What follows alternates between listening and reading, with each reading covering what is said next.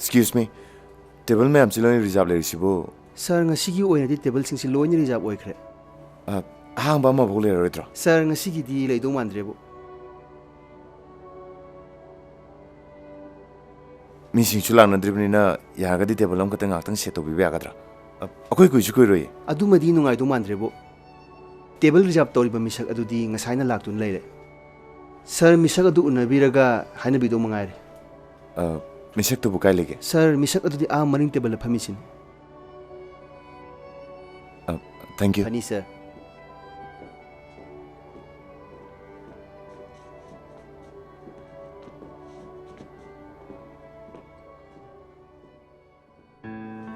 Excuse me. Kano tai jege ba? Sir. Yam thasdana.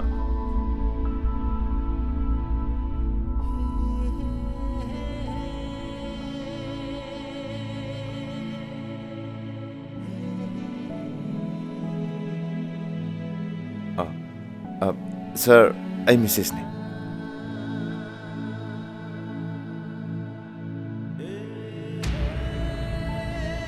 Tampa, ako sir ne. Hantak tanong na join tawag pa ni. Ato sir, ngasi di sana hotel siloi reserve to birmal. Kayo occasion lagi sir. Masisi, ay yan our Sri matama adugi celebrate of lamani.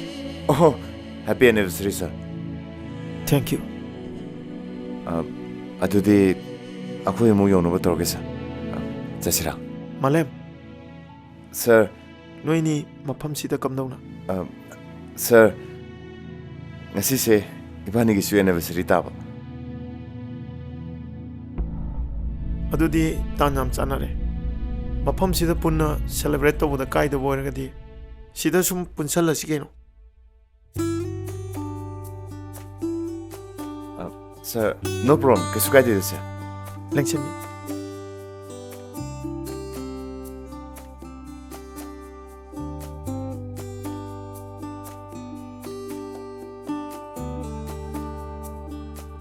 Ato sir, sir gi madam di. Jumme. Ay suna koi gum na mapam sida celebrate to bula ko ni. Adubu kenari badi. Nangina. Nungsiba tunga kibagi. Duga aigina. Nungsiba kaina kibagi.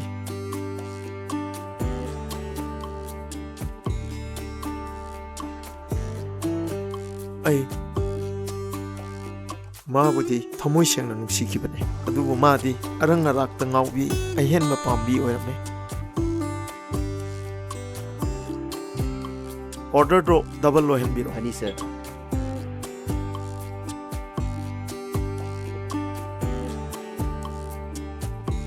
Ngasi nang thengna ba yam phare.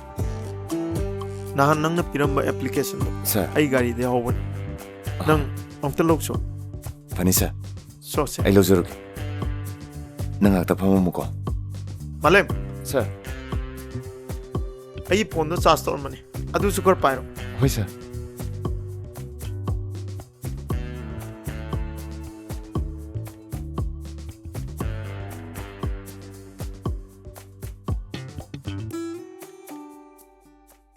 Kamdawre. Nungairi. Daning temde. Pibam sida. Why haibadi thajarwai damnina. Nungairi haibatai.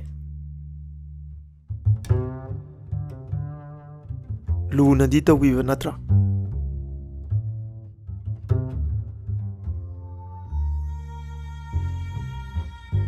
Miyoiba maoina po'abnina. Isagi kanabasu khara thibam tawi.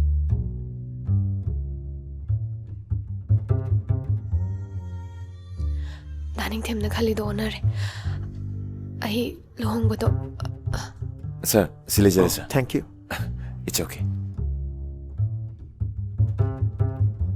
Ato sa matang budi kitang hentokre.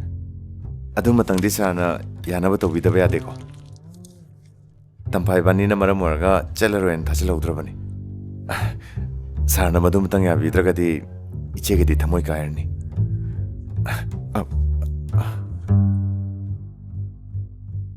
Malem. Ako'y miyoy gi wakhalon sa angak pa ni.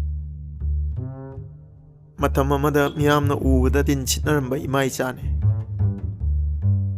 ꯑꯗꯨꯕꯨ ꯉꯁꯤꯗꯤ ꯑꯩꯒꯤ ꯁꯣꯏꯕꯅ ꯃꯤ ꯀꯌꯥꯒꯤ ꯄꯨꯟꯁꯤ ꯑꯣꯏꯅꯔꯤ thank you ꯁꯥꯔ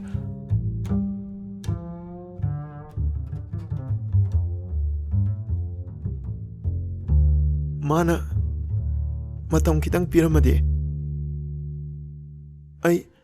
ꯑꯩ ꯌꯥꯝ ꯄꯦꯜꯂꯝꯒꯗꯕꯅꯤ ꯃꯥꯂꯦꯝꯒꯤ ꯈꯣꯡꯆꯠꯁꯤꯅ ꯎꯠꯂꯣꯏꯅ ꯑꯣꯜꯂꯐꯥꯎ ꯀꯥꯏꯅꯕ ꯌꯥꯔꯣꯏ ꯅꯪꯒꯤ ꯑꯩꯒꯤ ꯅꯨꯡꯁꯤꯕꯁꯤ ꯉꯁꯤ ꯅꯣꯏꯅꯤ ꯊꯦꯡꯅꯕꯁꯦ ꯌꯥꯝ ꯅꯨꯡꯉꯥꯏ ꯁꯥꯔ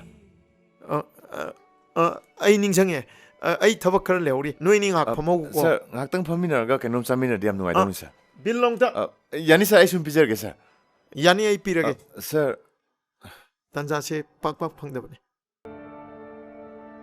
ꯅꯣꯏꯅꯤ ꯅꯨꯡꯉꯥꯏꯅ ꯁꯦꯂꯦꯕ꯭ꯔꯦꯠ ꯇꯧꯕꯒꯤ ꯇꯥꯟꯖꯥ ꯑꯃ ꯂꯧꯈꯣ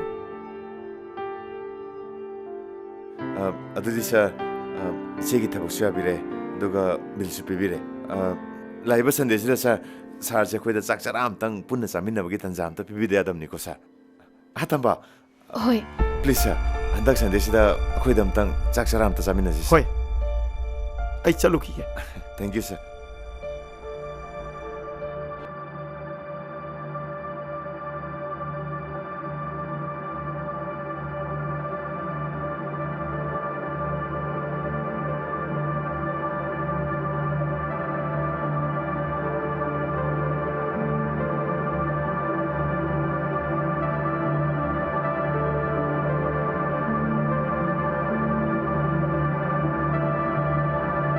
ꯀꯩꯗꯧꯔꯒꯦ ꯌꯥꯝꯕꯣ ꯑꯗꯨꯝ ꯂꯩꯗꯨꯅ ꯁꯥꯔ ꯅꯤꯡꯊꯦꯝꯅ ꯆꯥꯝꯒꯗꯕ ꯃꯩꯆꯥꯛꯇꯣ ꯁꯨꯝ ꯈꯜꯂꯝꯂꯤꯕꯅꯤ ꯉꯁꯤ ꯃꯥꯅ ꯎꯠꯂꯝꯕ ꯁꯛꯇꯝꯗꯣ ꯃꯃꯥꯡꯗ ꯑꯃꯨꯛꯐꯥꯎ ꯎꯗ꯭ꯔꯤ ꯃꯤꯕꯨ ꯑꯋꯥꯕ ꯄꯤꯔꯝꯃꯤꯕ ꯅꯨꯄꯤ ꯃꯥꯛꯇꯨꯁꯨ ꯀꯩꯗꯧꯅꯨꯡꯗ ꯑꯐꯕꯗꯤ ꯑꯣꯏꯔꯣꯏ ꯑꯉꯛꯄꯅꯦ ꯅꯨꯄꯤ ꯃꯈꯣꯏ ꯋꯥꯈꯜꯁꯦ ꯌꯥꯔꯦꯕ ꯌꯥꯝꯕꯣ ꯀꯩꯅꯣ ꯃꯔꯝ ꯈꯪꯗꯅ ꯄꯉꯥꯡ ꯉꯥꯡꯉꯤꯗꯨꯕꯨ ꯅꯨꯄꯤꯒꯤ ꯍꯧꯅꯕꯤ ꯑꯋꯣꯏꯕ ꯍꯥꯏꯔꯗꯤ ꯇꯥꯅꯤꯡꯉꯔꯣꯏꯅꯦ ꯀꯔꯤꯒꯨꯝꯕ ꯅꯨꯄꯤꯗꯨꯒꯤꯁꯨ ꯈꯨꯗꯣꯡꯆꯥꯗꯕ ꯃꯔꯝ ꯑꯃ ꯂꯩꯔꯝꯃꯗꯤ ꯍꯣꯏꯅꯦ ꯑꯗꯨꯁꯨ ꯑꯣꯏꯊꯣꯛꯄ ꯌꯥꯏꯅꯦ ꯑꯁ ꯁꯨꯝ ꯃꯊꯪ ꯈꯟꯖꯤꯜꯂꯨꯔꯗꯤ ꯀꯣꯛꯀꯁꯦ ꯐ꯭ꯌꯨꯁ ꯆꯥꯒꯦ ꯇꯧꯋꯦ ꯑꯋꯣꯏꯕ ꯊꯨꯡꯅꯕꯁꯨ ꯌꯥꯔꯣꯏꯗꯕ ꯃꯈꯣꯏ ꯑꯅꯤꯒꯤ ꯈꯜꯂꯨꯕꯗꯅꯦ ꯑꯍꯤꯡꯁꯦ ꯃꯩ ꯌꯥꯜꯂꯣꯏꯗꯣꯔꯤ ꯀꯥꯟꯗꯦꯁꯦ ꯇꯨꯝꯃꯝꯗꯥꯏꯁꯤꯗ ꯃꯪ ꯅꯨꯡꯉꯥꯏꯅꯅꯕ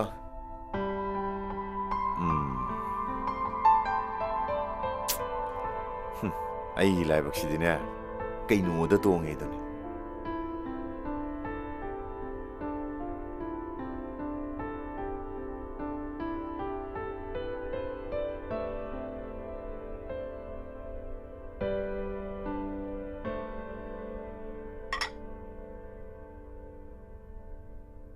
ꯑꯁ ꯀꯩꯅꯣ ꯍꯟꯗꯣꯛꯑꯝꯃꯤ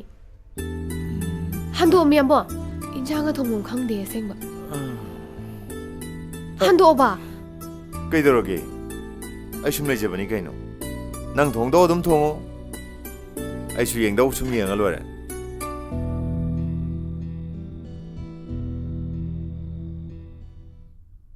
ꯑꯁ ꯆꯥꯈ꯭ꯔꯦꯗ ꯁꯤ ꯌꯥꯎꯗꯦ ꯍꯟꯗꯣꯛ ꯁꯤ ꯌꯥꯎꯔꯗꯤ ꯑꯅꯧꯕ ꯑꯅꯧꯕꯤ ꯀꯥꯏꯗ ꯑꯣꯏꯖꯅꯤꯡꯈ꯭ꯔꯦꯗ ꯑꯁ ꯍꯩꯅꯗꯦ ꯍꯟꯗꯣꯛ ꯇꯨ ꯇꯥꯔꯕ ꯊꯣꯡꯗꯣꯛ ꯆꯣꯆꯣ ꯑꯩꯅꯅꯦ ꯔꯣꯃꯥꯟꯇꯤꯛ ꯃꯨꯠꯇ ꯈꯤꯇꯪ ꯂꯥꯛꯑꯗꯤ ꯑꯃ ꯅꯠꯇ꯭ꯔ ꯑꯃ ꯑꯗꯨꯝ ꯗꯤꯁꯇꯔꯕ ꯇꯧꯔꯗꯧꯅꯤ ꯉꯥꯏꯅꯤꯡꯉꯥꯏꯖꯧ ꯑꯁ ꯄꯄꯥ ꯍꯟꯗꯣꯛ ꯆꯣꯆꯣ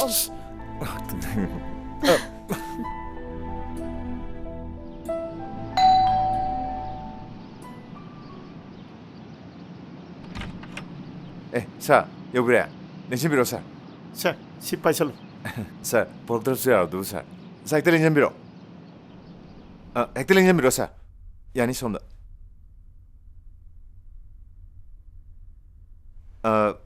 ꯁꯥꯔ ꯆꯥꯛ ꯏꯁꯤꯡꯒꯗꯤ ꯂꯣꯏ ꯂꯣꯏꯁꯤꯜꯂꯛꯑꯕꯅꯤ ꯑꯗ ꯆꯥꯛꯆꯥ ꯅꯨꯡꯉꯥꯏꯅꯕ ꯄ꯭ꯂꯦꯠ ꯃꯆꯥ ꯑꯃꯃꯝꯇꯪ ꯑꯩ ꯒ꯭ꯂꯥꯁ ꯀꯩꯀꯥ ꯊꯧꯔꯥꯡ ꯑꯝꯇ ꯇꯧꯖꯒꯦ ꯁꯥꯔ ꯉꯥꯏꯍꯥꯛꯇꯪ ꯂꯦꯡꯁꯤꯟꯕꯤꯔꯝꯃꯣ ꯌꯥꯏ ꯑꯩ ꯁꯤꯗ ꯊꯣꯛꯂꯛꯀꯦ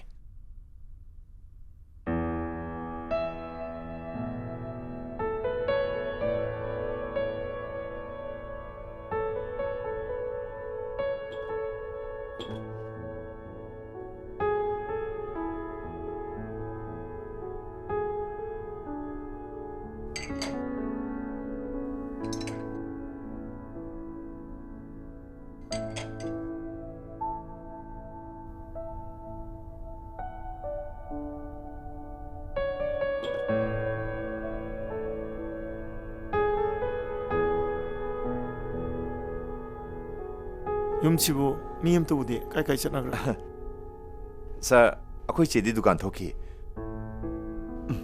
ꯑꯗꯨꯒ ꯇꯝꯐꯥꯅ ꯀꯤꯆꯟꯗ ꯆꯥꯛ ꯏꯁꯤꯡ ꯀꯟꯅ ꯍꯣꯠꯅꯔꯤ ꯁꯥꯔ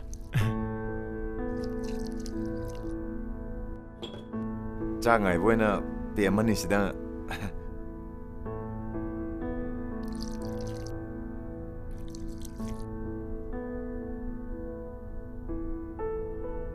पाइबीसी सर Cheers. पाइबीसी सर अदा सर नान सारगी वारीदुदा अइना सारना चांगदा मैचाद सुम खल्लुबदा सर अइदि कोकसे काइगे तौरमनि सर अदु सर अइ नुपीना हाइबा वामदि लेइ सर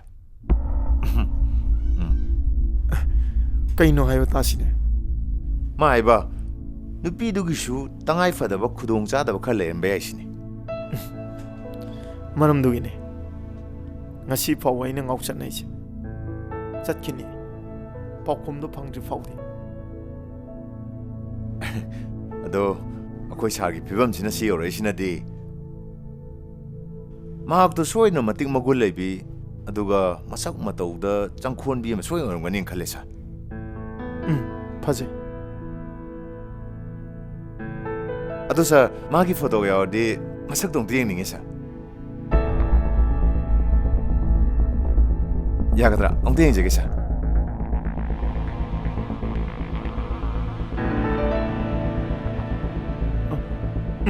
야오.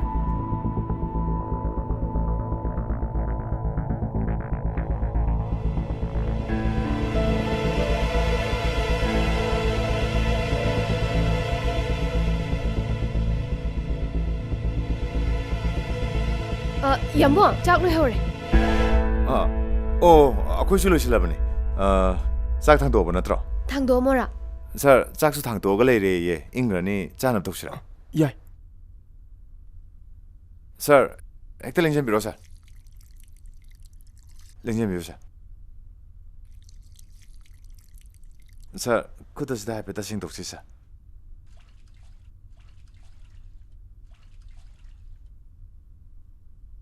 ꯁꯥꯔ ꯍꯦꯛꯇ ꯍꯧꯕꯤꯔꯣ ꯌꯥꯅꯤ ꯁꯥꯔ ꯍꯥꯎꯕ ꯍꯥꯎꯇꯕ ꯍꯥꯎꯋꯦꯅ ꯍꯦꯛꯇ ꯆꯥꯕꯤꯌꯨꯀꯣ ꯁꯥꯔ ꯌꯥꯝꯕꯣ ꯀꯩꯀꯩ ꯑꯋꯥꯠ ꯑꯄꯥ ꯍꯥꯞꯈꯤꯁꯤꯒꯦ ꯑꯩꯒꯤꯗꯤ ꯌꯥꯗꯧ ꯃꯥꯜꯂꯦ ꯑꯗꯣ ꯑꯩꯈꯣꯏ ꯁꯥꯔꯒꯤ ꯀꯩꯀꯩ ꯑꯋꯥꯠꯄ ꯍꯥꯞꯍꯟꯁꯤꯒꯦ ꯁꯥꯔ ꯑꯩꯒꯤꯗꯤ ꯌꯥꯔꯦ ꯐꯔꯦ ꯅꯪꯁꯨ ꯆꯥꯊꯣꯛꯑꯣ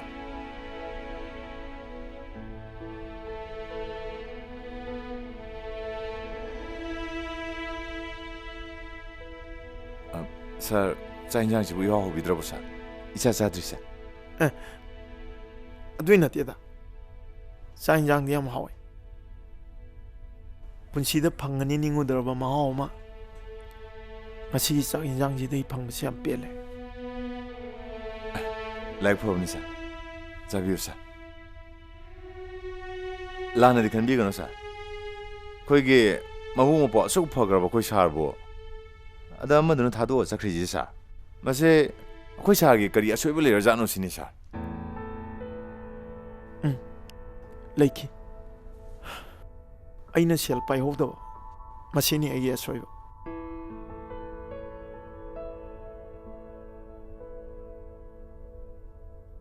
ꯑꯉꯛꯄꯅꯤ ꯅꯨꯄꯤꯒꯤ ꯊꯃꯣꯏ ꯑꯉꯛꯄꯅꯤ ꯍꯥꯏꯔꯤꯁꯤꯅꯤ ꯃꯈꯣꯏꯁꯤꯗꯤꯕ ꯊꯥꯖꯕ ꯌꯥꯕꯖꯥꯠ ꯅꯠꯇꯦ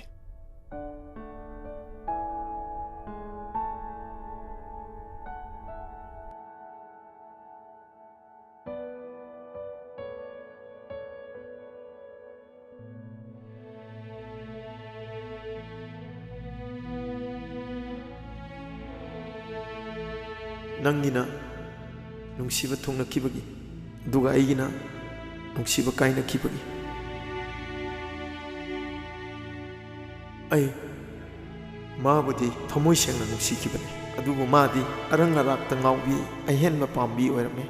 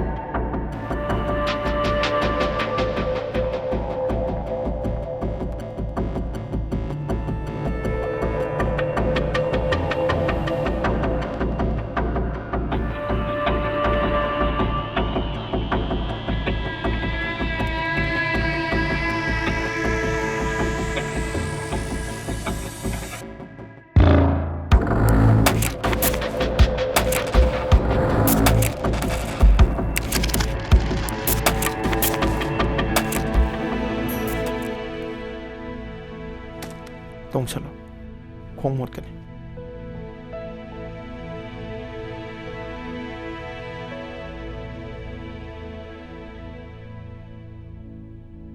ꯌꯥꯅꯤ ꯆꯪꯉꯣ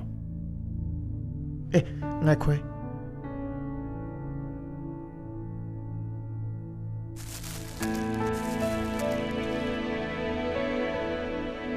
야니 밤새 밤새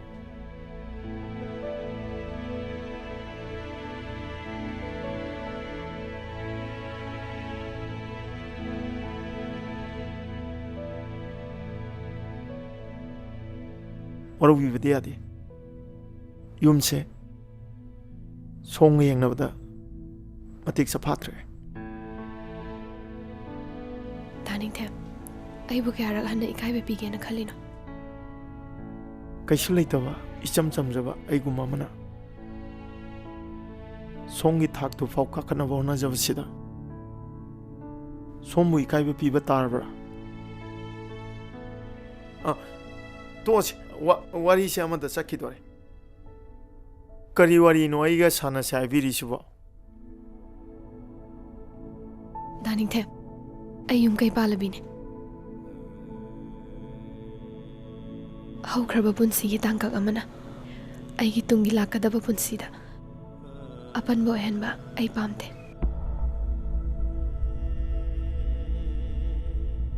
aduda ai kaidau haino matam amada akhoi ni thengnaki khangnaki habase nang kautho aishu kaurke kaukthokpa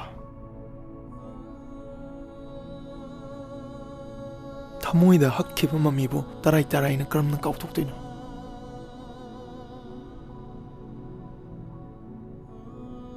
ai kayarak kaukthoknaba honakidaba nate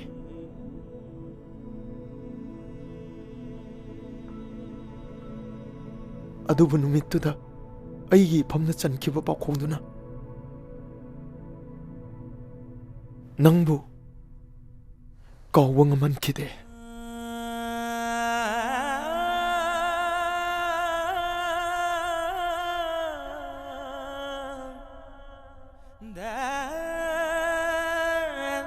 다닝템나 오이ramgadaba phibamdo aisu khange adubu pangal sonmi mapokta poklumana aigi thamoigi tengthase kananasu tabikide malemgi khongchatsina utloina olafau 다닝템나 닝마 가이르가 찻키ba numitto tasengnamakti akhoi chegi luhongba numitne ima wafamdo yaba sugam ngamoi masi natana atop lambi amatta leitre ni bema luhongba se kairadi lekai mamangde imadi sikhibane hena phare nupigi yumbanabu kaya mathong chanege haina khrane ba ima aigi soningba apamba lei najagi punsibu mama leitana su khanbigano imasu khangdaba nate ni bema adubu phibamsida ima kaidau haibano isana haibado ima tawrage natragana ima isa ibani ma hu thaga sigrasiro kari duisima tari pa pau sipoina hoi chumi bema aying bido chen kre ha adudi hausi te kedo bataba isima phibam si yorbati ai tumin lei thopa ngamoi ngasigi numitane nupi putana mafam asite shukchi chatloi ibema na sauri bado chumi adu isesu kari tawgadamano khangdre khangde haiga yagadro nangbu na sa nupi do yam thagar ki badaine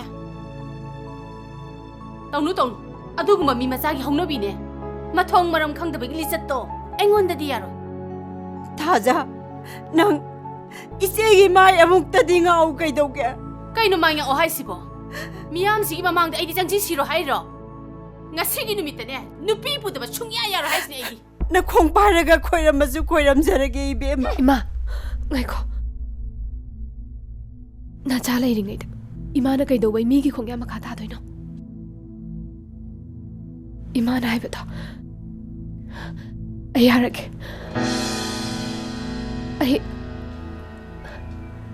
ꯑꯩ ꯂꯨꯍꯣꯡꯕ ꯌꯥꯔꯒꯦ 이마 ꯑꯩ ꯂꯨꯍꯣꯡꯉꯒꯦ 이몽 아니게 어이락가다가 난자우두기 칼라가 거의 입을 우시노 henki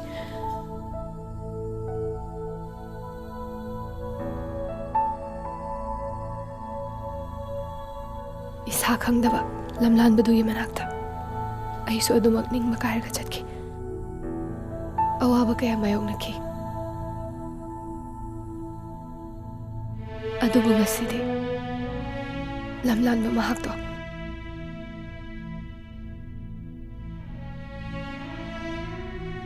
ꯑꯩꯒꯤ ꯈ꯭ꯋꯥꯏꯗꯒꯤ ꯅꯨꯡꯁꯤꯖꯕ ꯊꯋꯥꯏ ꯑꯣꯏꯈ꯭ꯔꯦ ꯑꯩꯒꯤ ꯄꯨꯟꯁꯤꯁꯦ ꯃꯥꯒꯤꯗꯃꯛꯇ ꯁꯤꯒꯅꯤ ꯃꯥꯒꯤꯗꯃꯛꯇ ꯍꯤꯡꯒꯅꯤ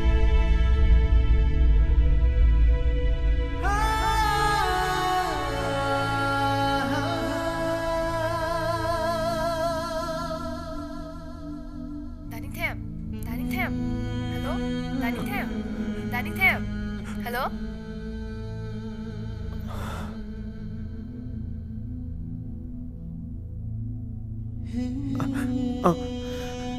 ꯆꯠꯅꯕ ꯇꯧꯁꯦ ꯋꯥꯐꯝ ꯑꯝꯇꯒ ꯍꯧꯖꯤꯛꯇꯤ ꯗꯥꯅꯤꯡꯊꯦꯝꯁꯨ ꯃꯇꯤꯛ ꯆꯥꯕ ꯃꯤ ꯑꯃ ꯑꯣꯏꯔꯕꯅꯤ ꯏꯃꯥꯁꯨ ꯑꯍꯜ ꯑꯣꯏꯁꯜꯂꯛꯂꯕꯅꯤꯅ ꯗꯥꯅꯤꯡꯊꯦꯝꯁꯨ ꯌꯨꯝ ꯀꯩ ꯄꯥꯟꯅꯕ ꯇꯧꯁꯦ ꯑꯗꯨꯒꯤ ꯋꯥꯐꯝꯗꯣ ꯇꯣꯛꯁꯦ ꯄꯨꯟꯁꯤꯁꯦ ꯑꯁꯨꯝꯅ ꯑꯗꯨꯃꯛ ꯂꯣꯏꯈ꯭ꯔꯁꯅꯨ ngasi ꯑꯩꯉꯣꯟꯗ ꯑꯣꯏꯔꯤꯕ ꯄꯨꯟꯁꯤꯁꯦ ꯑꯇꯣꯞꯄ ꯀꯅꯥꯗ ꯑꯃꯨꯛ ꯑꯣꯏꯍꯟꯅꯤꯡꯗꯦ ꯃꯗꯨ ꯌꯥꯔꯣꯏꯗ ꯗꯥꯅꯤꯡꯊꯦꯝ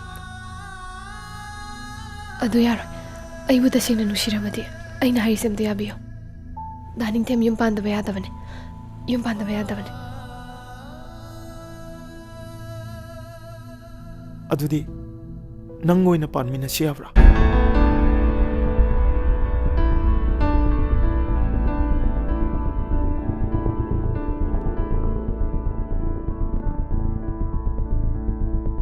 ꯑꯩꯗꯤ ꯃꯄꯣꯛꯁꯤꯃꯒꯤ ꯌꯥꯃꯨꯡꯒꯤ ꯑꯣꯏꯈ꯭ꯔꯦ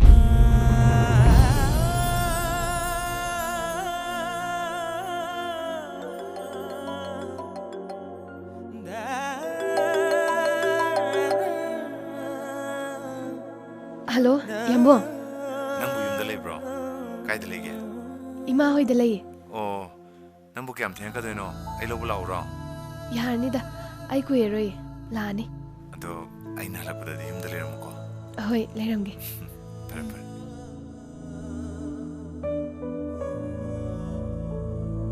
ꯃꯤꯀꯨꯞꯁꯤꯃꯛꯇꯗꯒꯤ ꯑꯩꯒꯤ ꯋꯥꯈꯜ ꯊꯥꯗꯣꯛꯄꯤꯔꯣ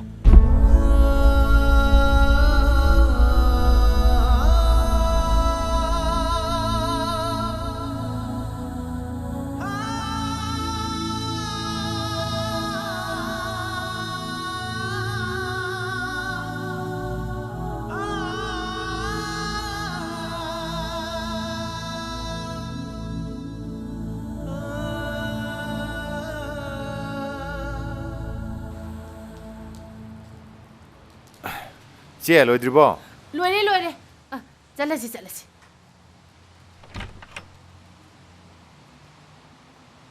ꯐꯖ ꯐꯖꯅ ꯂꯩꯔꯝꯃꯨꯀꯣ ꯂꯩꯀꯥꯏ ꯃꯃꯥꯡꯗ ꯈꯠꯅꯕ ꯌꯥꯗꯦ ꯍꯣꯏ ꯅꯪ ꯏꯅꯝꯁꯨ ꯃꯥꯏ ꯄꯥꯛꯄ ꯑꯣꯏꯔꯣ ꯍꯣꯏ ꯍꯣꯏ ꯆꯠꯁꯤꯔ ꯏꯆꯦ ꯑꯗꯨꯗꯤ ꯆꯠꯂꯁꯤ ꯆꯠꯂꯁꯤ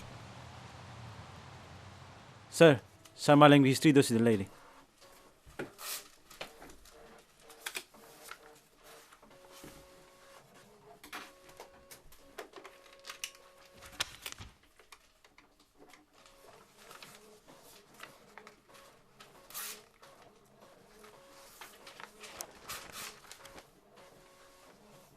ꯇꯣꯝꯕ ꯅꯪꯕꯨ ꯄꯤ ꯑꯣꯏꯅ ꯁꯨꯝ ꯂꯩꯒꯦꯅ ꯈꯜꯂꯤꯕꯣ ꯅꯪꯗꯤ ꯄ꯭ꯔꯃꯣꯁꯟ ꯀꯥꯅꯤꯡꯗꯕ꯭ꯔꯕ? ꯁꯥꯔ ꯍꯥꯏꯕ ꯉꯝꯗꯕꯒꯤ ꯋꯥꯅꯤꯗ ꯁꯥꯔ ꯄ꯭ꯔꯣꯃꯣꯁꯟꯕꯨ ꯀꯩꯗꯧꯕꯩ ꯄꯥꯝꯃꯣꯏꯗꯣꯏꯅꯣ? ꯑꯗꯨ ꯑꯣꯏꯔꯗꯤ ꯑꯩꯅ ꯍꯥꯏꯕꯁꯨ ꯈꯔ ꯏꯟ ꯇꯥꯕꯅꯤꯅ. ꯁꯥꯔꯅꯕꯨ ꯆꯥꯟꯕꯤꯔꯗꯤ ꯑꯩꯒꯤꯗꯤ ꯁꯥꯔꯅ ꯍꯥꯏꯕ ꯄꯨꯝꯅꯃꯛ ꯌꯥꯖꯔꯒꯦ. ꯁꯥꯔ ꯑꯃ ꯆꯪꯖꯔꯛꯀꯦꯕ. ꯃꯥꯂꯦꯝ ꯆꯪꯉꯣ. ꯑꯩꯅ ꯉꯥꯏꯔꯝꯃꯤꯅꯤ.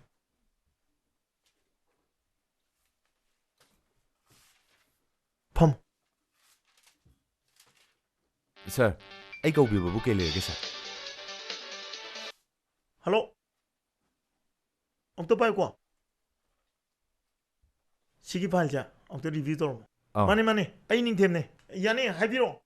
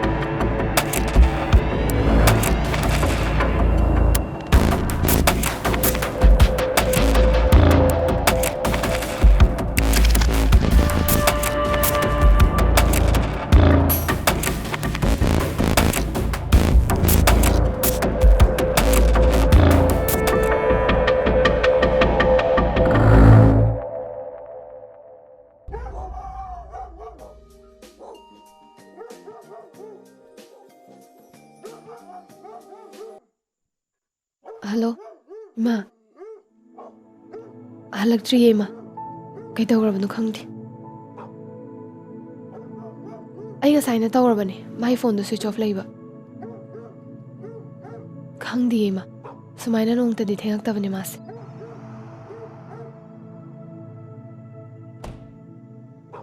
ꯏꯃꯥ ꯌꯥꯃꯨꯡ ꯍꯜꯂꯛꯑ ꯃꯥꯜꯂꯦ ꯑꯩ ꯉꯥꯏꯍꯥꯛ ꯂꯩꯔ ꯇꯧꯔꯛꯑꯒꯦꯀꯣ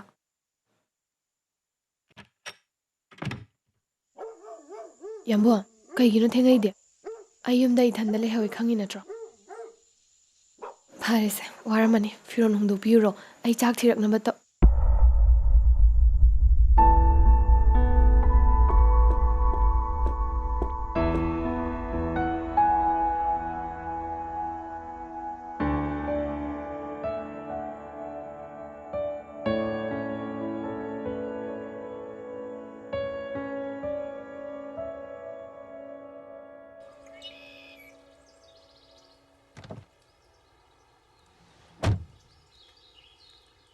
이마 마탐세 아들 카투로 오피스 숭아 여우대야로이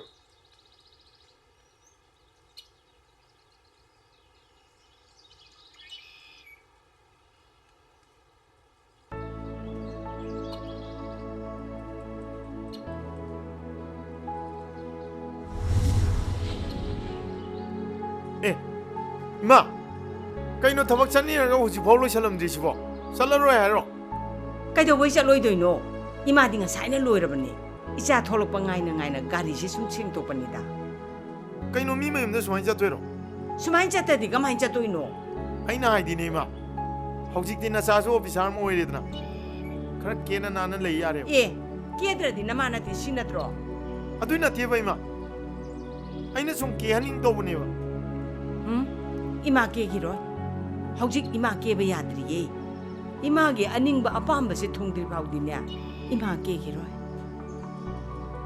ꯑꯗꯨꯗꯤ ꯏꯃꯥꯒꯤ ꯑꯅꯤꯡꯕ ꯑꯄꯥꯝꯕꯗꯣ ꯀꯩꯅꯣ ꯅꯁꯥꯗ ꯍꯥꯏꯌꯣ ꯂꯣꯏꯔꯦ ꯂꯣꯏꯔꯦ ꯅꯁꯥꯗꯤ ꯅꯍꯥꯟꯈꯩ ꯈꯪꯗꯦ ꯑꯩꯈꯣꯏ ꯃꯥꯁꯦ ꯀꯦꯔꯗꯤ ꯌꯥꯝ ꯐꯖꯖꯥꯠꯅꯤ ꯈꯔꯁꯨ ꯀꯦꯗ ꯌꯥꯔꯤꯕ꯭ꯔꯣ ꯅꯨꯃꯤꯠꯁꯤꯅꯦ ꯑꯩꯅ ꯉꯥꯏꯔꯤꯁꯤ ꯂꯥ ꯆꯠꯁꯤꯂꯥ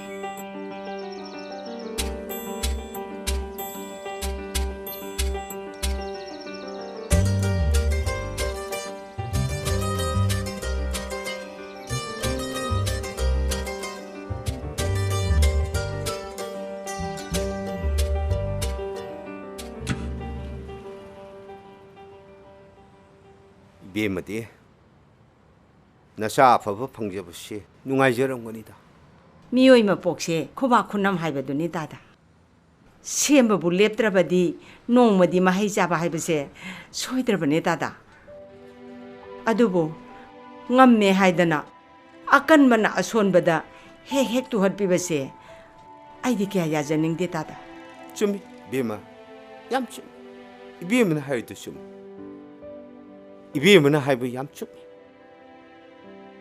이샤 이슈 셈버기 와클 타두어가 시엘다부 라이닝 오이루고 센자오 바이브나 뿌는 먹기 막곡니 칼루 ngasi디 아이세 이비먹이 나팜노 마이티 붕아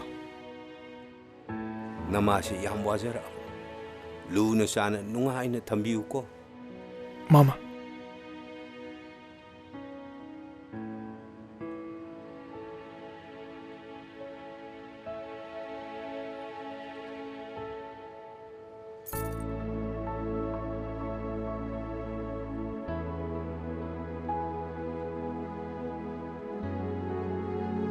마마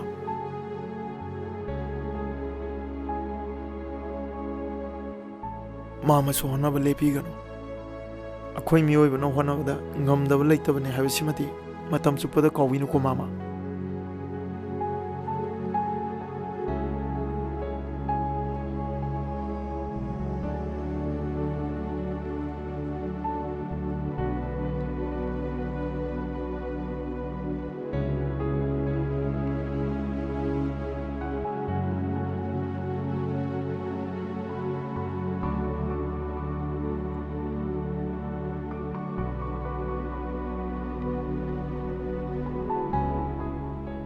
हंदक मरक से अखोई साइनिंग थीम से हानिंग मन मांद्रे को ꯑꯗꯨꯕꯨꯗꯤ ꯔꯣꯃꯥꯟꯁꯀꯤ ꯃꯍꯥꯎꯅꯤꯗꯅ ꯆꯨꯝꯕ꯭ꯔꯥ ꯂꯥꯟꯕ꯭ꯔꯥ ꯈꯪꯗꯦ ꯃꯣꯏꯕꯥꯅꯤꯒꯤ ꯄꯥꯎ ꯑꯃ ꯇꯥꯏꯅꯦ हायु कई वारी नोने ꯃꯣꯏ ꯑꯅꯤ ꯄꯥꯈꯪ ꯂꯩꯁꯥꯕꯤ ꯑꯣꯏꯔꯤꯉꯩꯗ ꯅꯨꯡꯁꯤꯅꯔꯛꯄ ꯃꯥꯜꯂꯤꯅꯦ ꯍꯣꯏꯅꯦ ꯑꯩꯁꯨ ꯑꯗꯨꯃꯥꯏꯅ ꯇꯥꯏꯅꯦ ꯃꯣꯏꯁꯦ ꯑꯍꯜ ꯂꯃꯟꯅ ꯅꯝꯐꯨꯗ ꯂꯨꯍꯣꯡꯕꯤꯕ ꯑꯣꯏꯔ ꯃꯥꯜꯂꯦꯅꯦ ꯍꯧꯖꯤꯛꯀꯥꯟꯁꯤꯗꯤ ꯌꯨꯝ ꯄꯥꯟꯕꯒꯁꯤꯗꯤ ꯐꯥꯒꯤ ꯇꯥꯔꯦ कहीं हाँ कहीं मैं तजु कहीं थब करा वाथी वारें कहीं नते नखोद गवर्नमेंट पेपीर से वाथी वारें नब्रो तौनो तौनो आई सुम येंगे तौनो को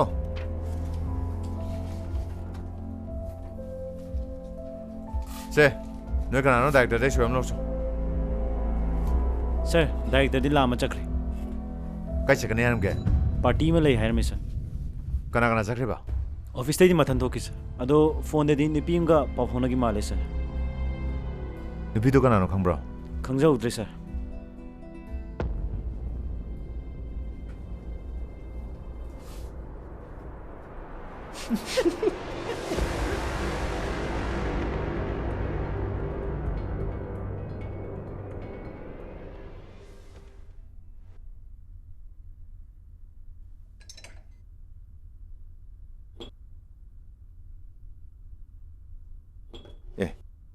नंगिदी लाओ पुंचास लाओदना ꯑꯩꯗꯤ ꯆꯥꯅꯤꯡꯗ꯭ꯔꯦꯗ ꯉꯁꯥꯏ ꯃꯄꯥꯟꯗꯩ ꯈꯔ ꯆꯥꯁꯜꯂꯛꯏ ꯑꯗꯨꯅ ꯌꯥꯃꯨꯡ ꯑꯗꯨꯝ ꯆꯥꯊꯣꯛꯄꯤꯔꯣ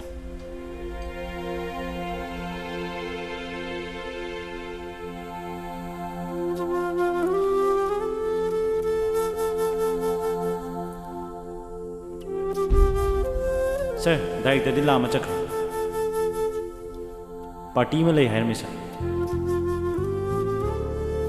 ऑफिस ते दी मथन थोकी सर अदो फोन दे दी निपीम का पाफोना की माले सर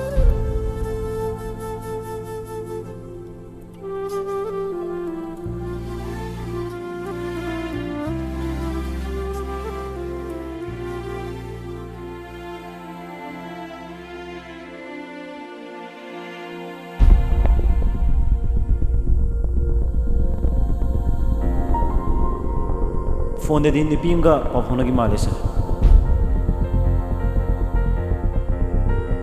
ꯉꯁꯥꯏ ꯃꯄꯥꯟꯗꯩ ꯈꯔ ꯆꯥꯁꯜꯂꯛꯏ फोन दे दी निपीम का पाफोना की माले सर ꯉꯁꯥꯏ ꯃꯄꯥꯟꯗꯩ ꯈꯔ ꯆꯥꯁꯜꯂꯛꯏ फोन दे दी निपीम का पाफोना की माले सर ꯉꯁꯥꯏ ꯃꯄꯥꯟꯗꯩ ꯈꯔ ꯆꯥꯁꯜꯂꯛꯏ फोन दे दी निपीम का पाफोना की माले सर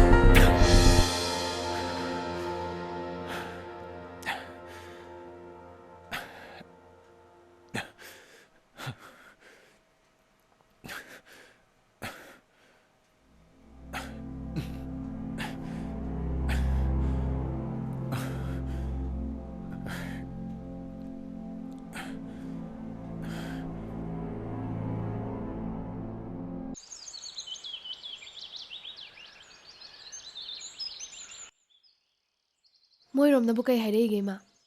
ꯀꯩꯁꯨ ꯍꯥꯏꯕ ꯅꯠꯇꯦꯗ ꯅꯆꯦꯅ ꯃꯁꯥ ꯋꯥꯏ ꯁꯪꯗꯕꯁꯤꯗ ꯍꯧꯈꯤꯕ ꯄꯨꯝꯅꯃꯛ ꯀꯥꯎꯊꯣꯛꯅꯔꯒ ꯂꯧꯈꯠꯄꯤꯅꯕ ꯍꯥꯏꯔꯛꯄꯅꯤ. ꯑꯗ ꯏꯃꯥꯕꯨ ꯀꯩ ꯍꯥꯏꯒꯤꯒꯦ? ꯀꯔꯤꯕꯨꯗꯤ ꯍꯥꯏꯅꯦꯒꯦ ꯃꯌꯥꯝ ꯈꯟꯅꯔꯒ ꯍꯥꯏꯔꯛꯀꯦ ꯁꯤꯅꯤꯗꯅ. ꯑꯗꯣ ꯑꯩꯈꯣꯏ ꯈꯨꯔꯥ ꯍꯣꯏꯅꯕꯨ ꯀꯩ ꯍꯥꯏꯔꯤꯒꯦ? ꯑꯁ ꯄꯥꯏꯗ꯭ꯔꯦ ꯈꯪꯉꯗꯤ ꯀꯣꯛꯇꯣꯛꯑꯒꯦ ꯂꯩꯇꯦ. ꯀꯅꯥꯏ ꯐꯣꯟꯅꯣ? ꯀꯣꯛ ꯄꯥꯏꯕ ꯌꯥꯗ꯭ꯔꯣ? ꯄꯥꯏꯔꯣꯏ. ꯑꯗꯨꯕꯨ ꯀꯅꯥꯒꯤꯅꯣꯕ? ꯗꯥꯅꯤꯡꯊꯦꯝꯅꯦ. ꯃꯥꯗꯤ ꯀꯩꯒꯤ? ꯈꯪꯗꯦ, ꯁꯨꯝ ꯇꯧꯔꯛꯂꯦ. ꯑꯗꯨꯗꯤ ꯄꯥꯏꯔꯒ ꯃꯇꯨꯡꯗ ꯇꯧꯔꯛꯇꯅꯕ ꯀꯣꯛ ꯍꯥꯏꯈꯣ ꯌꯥꯗ꯭ꯔꯣ? ꯑꯃꯨꯛ ꯇꯧꯔꯛꯑꯗꯤꯅꯦ ꯑꯩ ꯄꯥꯏꯒꯦ.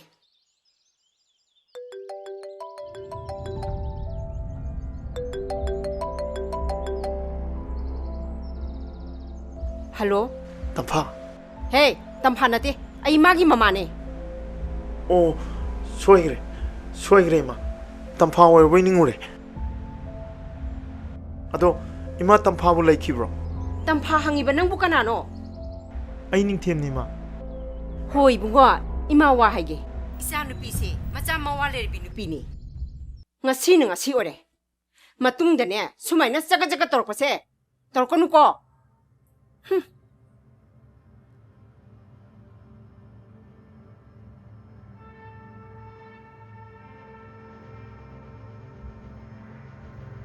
ꯍꯦꯔꯥ, ꯀꯅꯥ ꯂꯩꯇꯦꯅ ꯃꯤ ꯎꯁꯤꯠꯇꯕ ꯁꯥꯔꯗꯅ. ꯐꯔꯦ ꯏꯕꯦꯝꯃ, ꯅꯪꯁꯨ ꯊꯦꯡꯈ꯭ꯔꯅꯤ. ꯅꯣꯡ ꯆꯤꯡꯒꯤ ꯐꯤꯕꯝꯅꯒ ꯐꯠꯇꯕꯁꯤꯗ ꯅꯪ ꯆꯠꯅꯕ ꯇꯧꯔꯣ.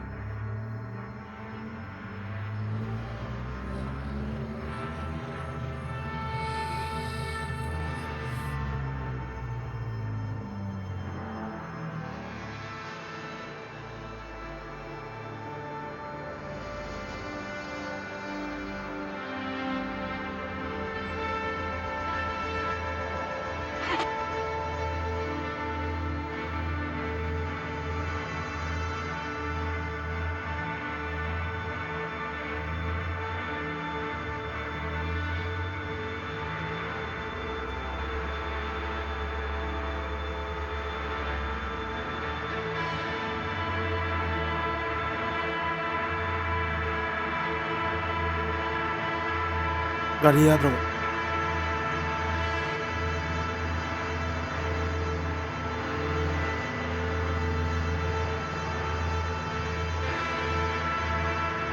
ꯒꯥꯔꯤ ꯌꯥꯗ꯭ꯔꯕꯣ?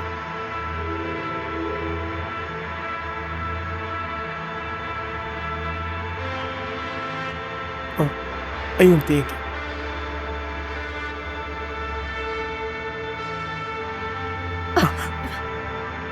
ꯁꯣꯔꯤ.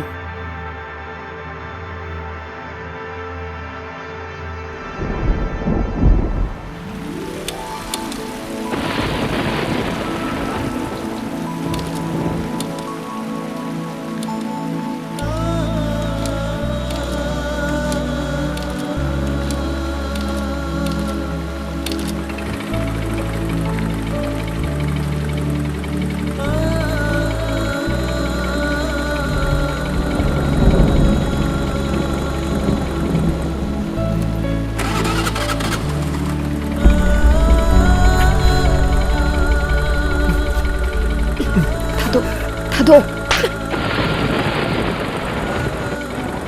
ꯃꯇꯦꯡ ꯄꯥꯡꯕꯤꯕꯒꯤꯗꯃꯛꯇꯗꯤ ꯊꯥꯒꯠꯆꯔꯤ. ꯑꯗꯨꯕꯨ ꯅꯪ ꯈꯜꯂꯤꯗꯨꯗꯤ ꯑꯩ ꯄꯥꯝꯗꯦ.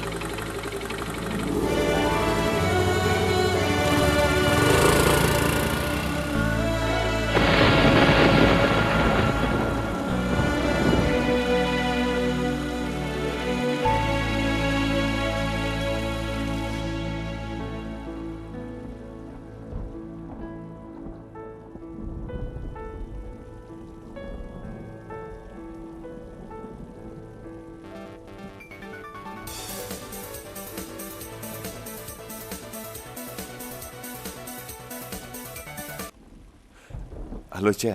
ꯅꯣꯏꯕꯨ ꯀꯝꯗꯧꯔꯤꯒꯦ? Nungairi, Che. Ichedi. ꯑꯩꯁꯨ ꯅꯨꯡꯉꯥꯏꯔꯤ. ꯌꯦꯡꯉꯣꯏ, ꯏꯆꯦꯅꯅꯦ ꯋꯥ ꯅꯨꯡꯉꯥꯏꯕ ꯑꯃ ꯄꯥꯎ ꯇꯝꯒꯦꯗꯅ ꯐꯣꯟ ꯇꯧꯔꯛꯏꯅꯦ. Kay paunu, Che. 이세기 스톨라네. 봄나막대기 먹고 오이래. ꯑꯁꯦꯡꯕꯩꯔꯣ ꯍꯥꯏꯁꯦ ꯏꯆꯦ? ꯑꯁꯦꯡꯕꯒꯤꯅꯤ. ꯉꯁꯤꯗꯤ ꯏꯆꯦ ꯌꯥꯝꯅ ꯍꯔꯥꯎꯏ. ꯃꯁꯤ ꯄꯨꯝꯅꯃꯛꯁꯦ ꯏꯄ꯭ꯋꯥꯒꯤ ꯃꯄꯥꯟꯗꯒꯤꯅꯤ. ꯉꯁꯤꯗꯤ ꯑꯩꯅ ꯅꯤꯡꯕ ꯂꯣꯏ ꯊꯨꯡꯉꯦ. ꯏꯆꯦꯅ ꯂꯥꯛꯄꯗ ꯅꯪꯒꯤ ꯀꯔꯤ ꯂꯩꯔꯛꯑꯣ ꯍꯥꯏꯅꯣ? ꯏꯆꯦꯅ ꯂꯩꯅꯤꯡꯕ ꯑꯃ ꯍꯦꯛꯇ ꯍꯥꯏꯗ. ꯑꯗꯨꯗꯤ ꯏꯆꯦꯅ ꯑꯃ ꯍꯦꯛꯇ ꯂꯩꯔꯛꯑꯒꯦꯀꯣ. ꯑꯩꯈꯣꯏ ꯇꯝꯐꯥꯕꯨ ꯀꯩꯗꯧꯔꯤꯒꯦ? ꯃꯥ ꯑꯝꯇ ꯄꯥꯏꯍꯜꯂꯛꯎꯗꯅ. ꯃꯥ ꯆꯥꯛ ꯊꯣꯡꯉꯤ ꯏꯆꯦ. ꯕꯨꯡꯉꯣ, ꯀꯩꯗꯧꯔꯒꯦ?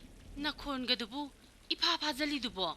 너티 땀파가 그렇게 하이너르게 하이바. 그래서 또 되지. 이제가 좀 꾸이는 어리 사다도다 뿡니 누시래봐. 아두기 하이로가디네. 이제 슈네. 나코이 매양 우닝바나 로이럭보니다. 아두부 꾸이드레다나 이제 돌아가다봐. 꾸이드레. 이제 보게 들어오면. 마얌 뿌나 쇼핑 셋게나 떠르미바니. 아두디 파레. 마얌 순간이드나 레레. 이제 셋나바 떠러게. 파자파자나 레우고. 이제. 시폰 타마게고.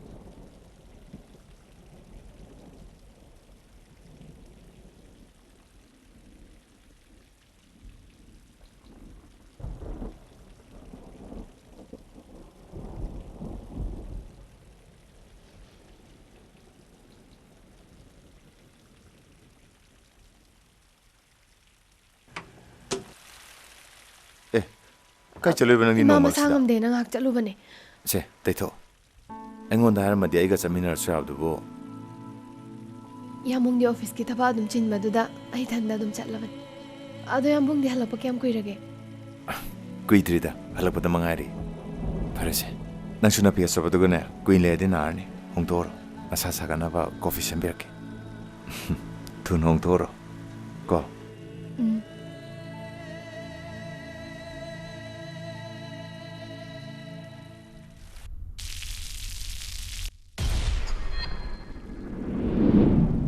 Mama sangam de nang hak chalu bane.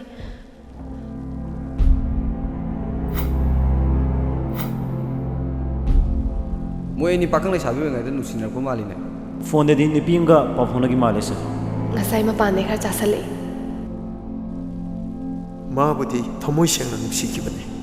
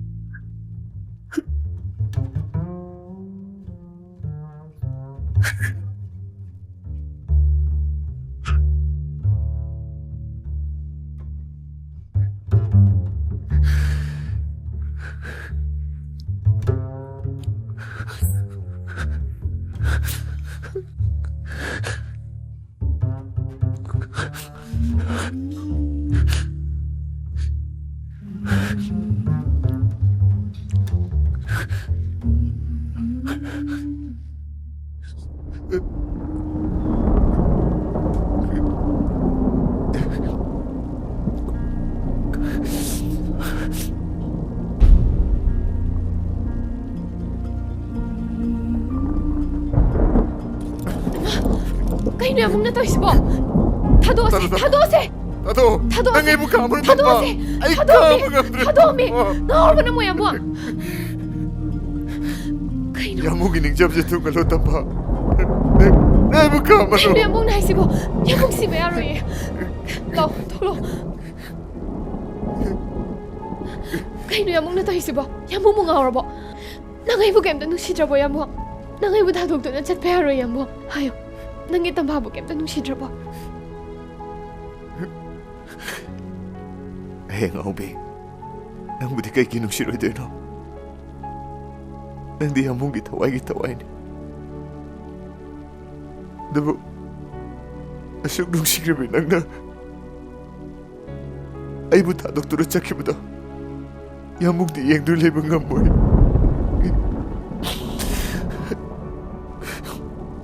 ꯅꯪꯕꯨ ꯑꯩꯒꯤ ꯑꯣꯏꯕ ꯐꯪꯖꯕꯗꯤ ꯃꯄꯣꯛꯁꯤꯃꯒꯤ ꯌꯥꯝꯃꯨꯡꯒꯤ ꯂꯥꯏꯕꯛ ꯐꯕꯅꯤ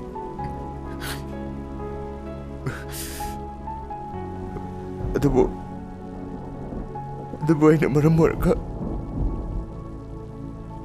ꯅꯤꯡꯊꯦꯝꯒ ꯅꯕꯥꯅꯤꯒꯤ ꯃꯔꯛꯇ ꯑꯄꯟꯕ ꯄꯤꯕꯗꯤ ꯑꯩ ꯄꯥꯝꯗꯦ ꯇꯝꯄꯥ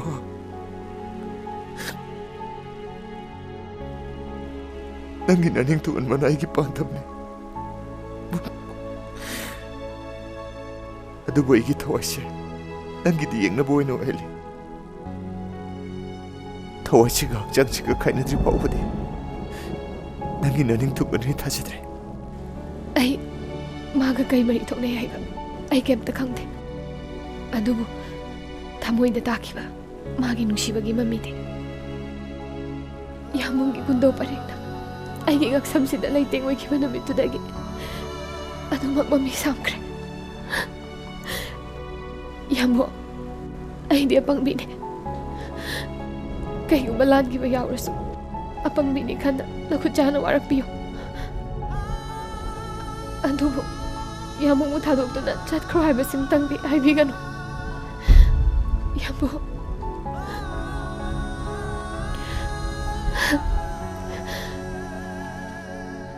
ꯐꯔꯦ ꯃꯁꯤꯅ ꯌꯥꯝꯃꯨꯡꯒꯤ ꯑꯄꯦꯟꯕ ꯑꯣꯏꯒꯅꯤ ꯍꯥꯏꯔꯕꯗꯤ ꯑꯩꯁꯨ ꯌꯥꯝꯃꯨꯡꯒꯤ ꯇꯨꯡꯏꯟꯕ ꯉꯝꯕ ꯑꯣꯏꯒꯦ ꯇꯝꯐꯥ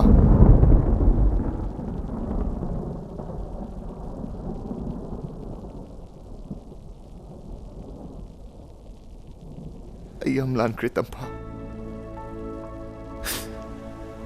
ꯅꯪꯒꯤ ꯅꯐꯝꯗ ꯌꯥꯝꯃꯨꯡ ꯌꯥꯝ ꯂꯥꯟꯈ꯭ꯔꯦ ꯇꯝꯐꯥ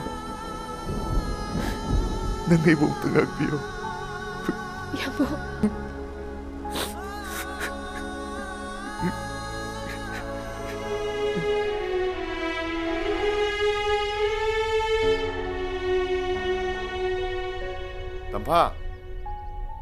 ꯇꯝꯐꯥ ꯍꯥꯏꯁꯦ ꯇꯥꯔꯤꯕꯣ ꯅꯪꯕꯣ ꯀꯩꯗꯧꯔꯒꯦ ꯌꯥꯝꯕꯣ ꯑꯁ ꯍꯧꯖꯤꯛꯐꯥꯎ ꯏꯔꯨꯖ ꯂꯣꯏꯗ꯭ꯔꯤꯕꯣ ꯊꯦꯡꯉꯦ ꯋꯥꯅꯤ ꯑꯁꯥꯝ ꯉꯜꯂꯤꯁꯤꯗꯤ ꯍꯣꯔꯦꯟ ꯄꯨꯡ 2ꯗ ꯂꯥꯛꯀꯗꯕꯗꯨꯕꯨ ꯍꯧꯖꯤꯛ ꯄꯨꯡ 8ꯗꯩ ꯉꯥꯏꯔꯒꯦ ꯍꯥꯏꯔꯣ ꯑꯁ ꯑꯗꯨ ꯑꯣꯏꯁꯨ ꯆꯠꯁꯜꯂꯣꯕ ꯏꯆꯦꯗꯣ ꯐ꯭ꯂꯥꯏꯠ ꯇꯣꯡꯕ ꯌꯥꯝ ꯀꯤꯕꯅꯦꯕ ꯍꯣꯔꯦꯟ ꯐ꯭ꯂꯥꯏꯠ ꯉꯟꯈꯠꯂꯛꯑꯗꯤꯅꯦ ꯃꯊꯟꯇ ꯑꯃꯨꯛ ꯉꯥꯎꯅꯤ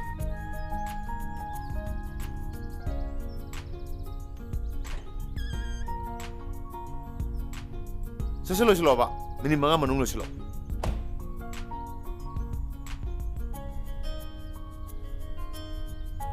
ꯅꯣꯏꯒꯤ ꯅꯁꯝꯅ ꯁꯦꯝꯕ ꯅꯐꯤꯔꯣꯜ ꯆꯠꯄꯗꯅꯦ ꯄꯨꯡ 4 ꯆꯪꯕꯗꯣ ꯑꯗꯨ ꯇꯧꯔꯅꯨ ꯈꯤꯇꯪ ꯊꯨꯅ ꯆꯠꯁꯤ ꯑꯗꯨꯃꯥꯏꯅ ꯁꯨꯝ ꯉꯥꯡ ꯂꯩꯔꯗꯤ ꯑꯩ ꯀꯃꯥꯏꯅ ꯂꯣꯏꯗꯣꯏꯅꯣꯕ ꯍꯣꯏꯕ ꯑꯗꯨꯕꯣꯕ ꯑꯗꯣ ꯈꯔ ꯊꯨꯅ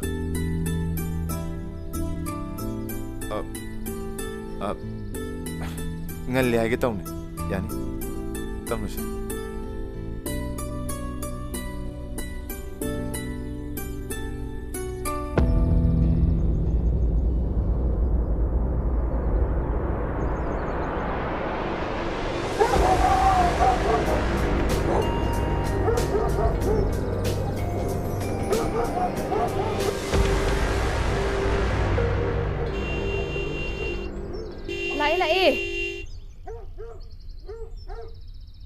ꯂꯥꯛꯑꯦ ꯃꯇꯝꯁꯦ ꯑꯝꯇ ꯈꯪꯍꯧꯗꯦ ꯑꯁ ꯏꯍꯦ ꯉꯥꯏꯈꯣ ꯀꯩꯅꯣꯝꯃ ꯑꯃꯨꯛ ꯀꯥꯎꯔꯝꯃꯦ ꯀꯨꯏꯔꯣꯏꯕꯀꯣ ꯉꯥꯏꯈꯣꯕ ꯇꯧꯔꯗꯧꯅꯦ ꯑꯃꯨꯛ ꯊꯦꯡꯉꯀꯥꯟꯁꯤꯗ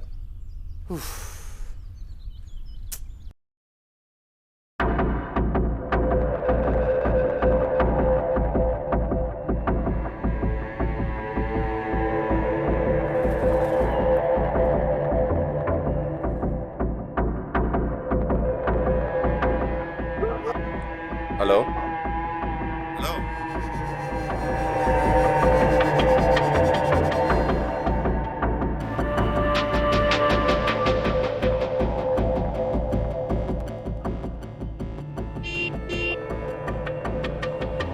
ꯂꯥꯛꯑꯦ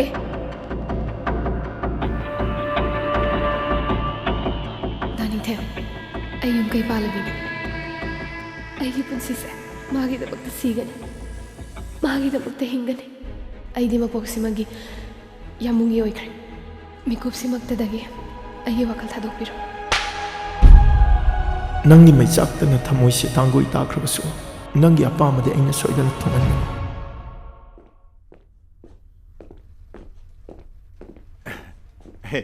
ꯁꯦ ꯃꯌꯥꯝ ꯑꯆꯥꯄꯣꯠ ꯆꯥꯁꯤꯀꯣ ꯀꯩ ꯂꯩꯔꯒꯦ ꯁꯥꯔ ꯑꯩꯁꯦꯗꯣ ꯑꯦꯋꯥꯔꯗ ꯑꯃ ꯐꯪꯕ ꯑꯗꯨꯒꯤ ꯅꯨꯡꯉꯥꯏꯗꯅ ꯑꯆꯥꯄꯣꯠ ꯄꯤꯖꯔꯤꯕ Congress thank you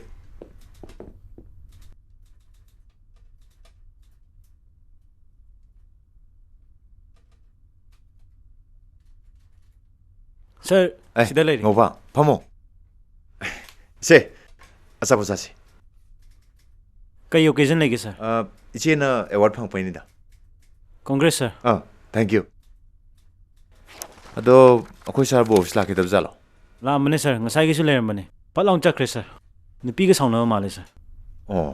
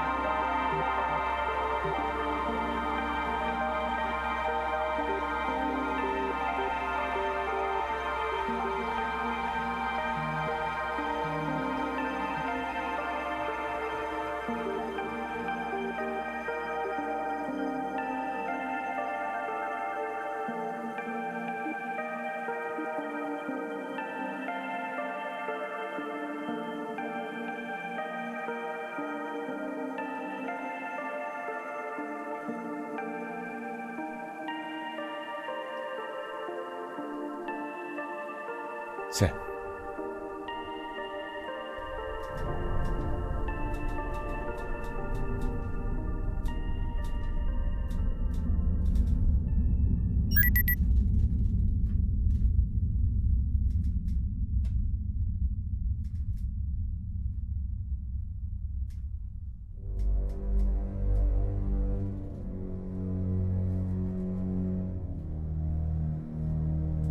Number you are calling is switched off. Please call again later.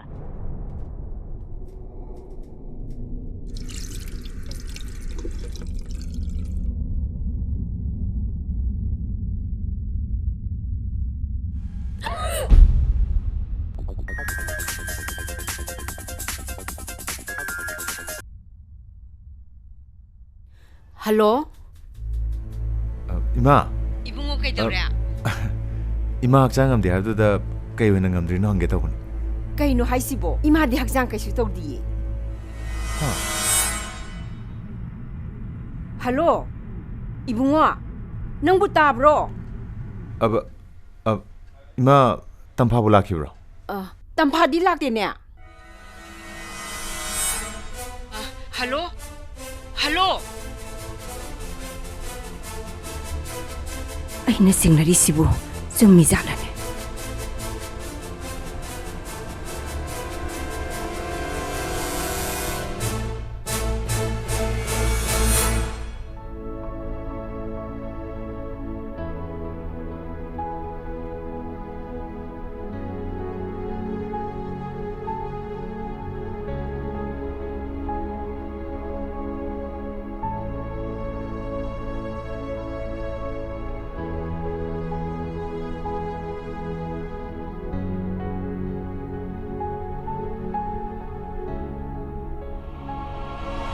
ꯑꯩ ꯂꯩꯔꯤꯁꯤꯕꯨ ꯀꯥꯏꯗꯅꯣ ꯍꯥꯏꯌꯣ ꯃꯐꯝꯁꯤꯕꯨ ꯀꯥꯏꯗꯅꯣ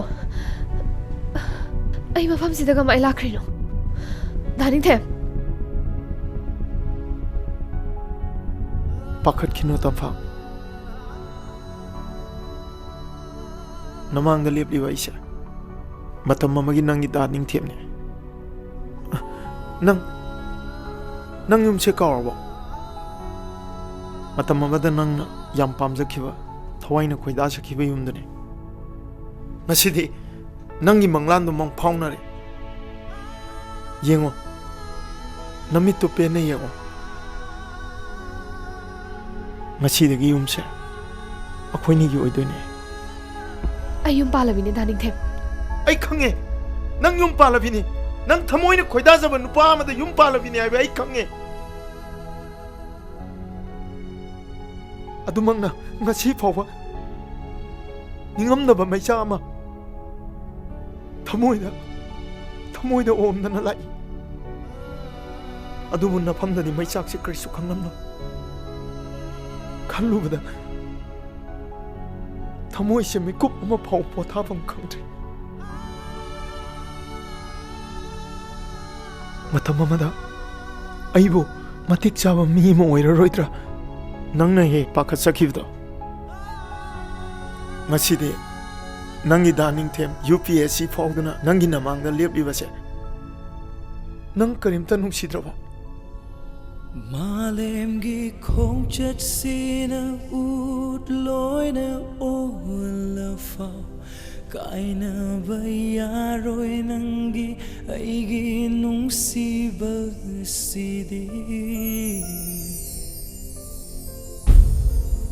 마렘기 콩잣시나 웃로이나 올라파 ꯅꯪꯅ ꯐꯅ ꯅꯨꯡꯁꯤꯗ꯭ꯔꯁꯨ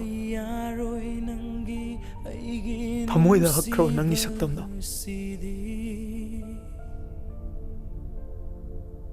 ꯃꯨꯠꯄ ꯅꯥꯏꯗ꯭ꯔꯕ ꯊꯋꯥꯟꯃꯤꯆꯥꯛ ꯑꯃꯒꯨꯝ ꯉꯁꯤꯁꯨ ꯉꯥꯟꯗꯨꯅ ꯂꯩꯔꯤ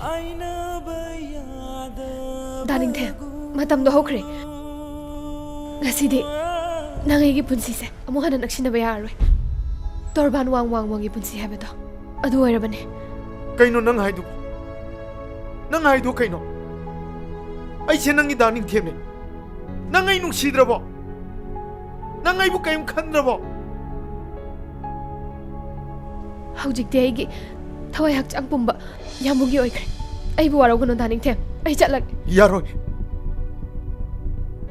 ꯄꯥꯎꯈꯨꯝꯗꯨꯅ ꯊꯃꯣꯏꯒꯤ ꯃꯩꯆꯥꯛ ꯃꯨꯊꯠꯄ ꯌꯥꯔꯣꯏ ꯊꯥꯗꯣꯛꯑꯣ ꯗꯥꯅꯤꯡꯊꯦꯝ ꯑꯩꯒꯤꯁꯨ ꯈꯤꯇ ꯈꯟꯕꯤꯌꯣ ꯊꯥꯗꯣꯛꯑꯣꯁꯦ ꯑꯗꯨꯗꯤ ꯑꯩꯒꯤ ꯊꯃꯣꯏꯗ ꯆꯥꯏꯕ ꯃꯩꯆꯥꯛꯁꯦ ꯍꯥꯟꯅ ꯃꯨꯊꯠꯂꯝꯀꯣ ꯅꯠꯇ꯭ꯔꯒ ꯅꯈꯨꯠ ꯄꯦꯟꯅ ꯑꯩꯕꯨ ꯍꯥꯠꯇꯣꯛꯄꯤꯔꯝꯃꯣ ꯗꯥꯅꯤꯡꯊꯦꯝ ꯅꯪꯅ ꯑꯇꯣꯞꯄ ꯀꯅꯥꯒꯤ ꯅꯨꯡꯁꯤ ꯈꯨꯝꯂꯣꯏ ꯑꯣꯏꯈꯤꯕꯗ ꯊꯥꯗꯣꯛꯑꯣ ꯊꯃꯣꯏꯁꯤꯅ ꯈꯥꯡꯗꯅ ꯂꯩꯕ ꯉꯝꯅꯤ ꯊꯥꯗꯣꯛꯑꯣꯁꯦ ꯅꯪ ꯌꯥꯎꯗ꯭ꯔꯕ ꯄꯨꯟꯁꯤꯁꯦ ꯍꯤꯡꯉꯨꯕꯒꯤ ꯀꯔꯤ ꯀꯥꯟꯅꯔꯤ ꯊꯥꯗꯣꯛꯑꯣꯁꯦ ꯅꯪ ꯑꯩꯕꯨ ꯍꯥꯠꯄꯒꯤ ꯍꯥꯠꯄ ꯅꯈꯨꯠ ꯄꯦꯟꯅ ꯍꯥꯠꯇꯣꯛꯄꯤꯔꯣ ꯊꯥꯗꯣꯛꯑꯣꯁꯦ ꯑꯩꯕꯨ ꯍꯥꯠꯂꯣꯕ ꯅꯪ ꯑꯩꯕꯨ ꯍꯥꯠꯂꯣꯕ ꯑꯩꯕꯨ ꯍꯥꯠꯂꯣ ꯍꯥꯏꯕ ꯀꯩꯅꯣ ꯅꯪ ꯇꯩꯁꯤꯕꯣ ꯊꯥꯗꯣꯛꯑꯣꯁꯦ ꯅꯪ ꯇꯩꯁꯤ ꯀꯩꯅꯣ ꯍꯥ ꯃꯕꯨꯡ ꯃꯧꯄꯥ ꯂꯩꯇꯦꯅ ꯌꯥꯝ ꯎꯁꯤꯠꯇꯕꯒꯤ ꯋꯥꯔꯣ ꯅꯪꯅ ꯑꯩꯈꯣꯏꯁꯦ ꯀꯔꯤꯅꯦꯅ ꯈꯟꯒꯦ ꯏꯃꯥ ꯀꯔꯤꯒꯤ ꯏꯃꯥ ꯅꯔꯝ ꯆꯠꯂꯗꯨ ꯂꯨꯗꯕ ꯅꯪꯕꯨ ꯃꯤꯔꯣ ꯈꯨꯃꯤꯠ ꯈꯨꯗꯥꯡꯗꯒꯤ ꯍꯧꯔꯛꯄ ꯃꯆꯥꯅꯤꯅ ꯅꯁꯥꯅ ꯅꯁꯥꯕꯨ ꯃꯁꯛ ꯈꯪꯖꯗ꯭ꯔꯦꯅꯦ ꯅꯠꯇ꯭ꯔꯣ ꯍꯦ ꯅꯪ ꯇꯨꯃꯤꯟ ꯂꯩꯌꯨ ꯃꯇꯨꯡ ꯃꯅꯥꯎꯅꯦ ꯅꯪꯅ ꯏꯆꯥꯗꯅꯦ ꯑꯌꯦꯠꯄ ꯄꯤꯔꯕ ꯃꯇꯝꯗꯨꯗ ꯃꯃꯥ ꯑꯩꯅ ꯀꯩꯗꯧꯒꯦ ꯌꯦꯡꯉꯨ ꯅꯪ ꯅꯨꯡꯁꯤꯕꯅ ꯆꯥꯕ ꯌꯥꯔꯣꯏꯌꯦ ꯁꯛꯅ ꯆꯥꯕ ꯌꯥꯔꯣꯏꯌꯦ ꯁꯥꯔꯝꯆꯠ ꯆꯠꯄꯒꯤ ꯃꯍꯨꯠ ꯃꯤ ꯑꯣꯏꯅ ꯍꯤꯡꯅꯕ ꯍꯣꯠꯅꯋꯣ ꯅꯃꯥ ꯅꯄꯥꯅ ꯋꯥꯔꯛꯇꯕ ꯇꯥꯍꯟꯒꯅꯣ 이베마, 짜치, 이마기 망타, 짤로.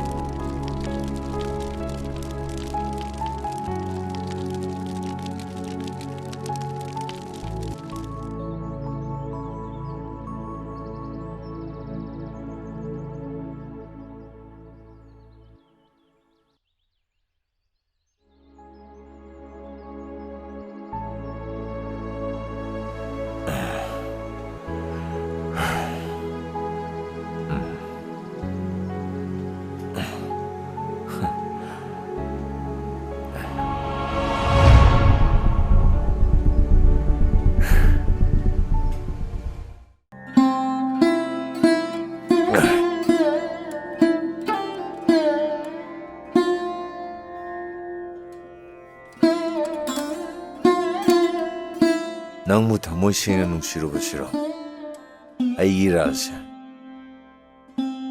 ꯉꯁꯤꯔꯣ 하요!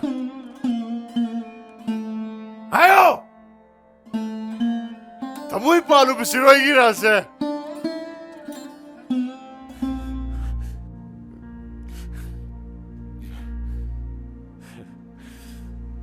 에이, 낭너부 더모이 시행랍디네. 마가 힘께 알레미나랍수. 모두다인 지나가라우나티.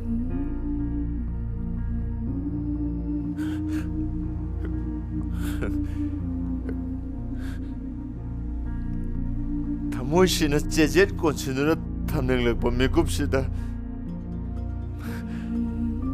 애기 눅시버시는 나품는 마이 짝비니 칼루부드네. 애기 타모시.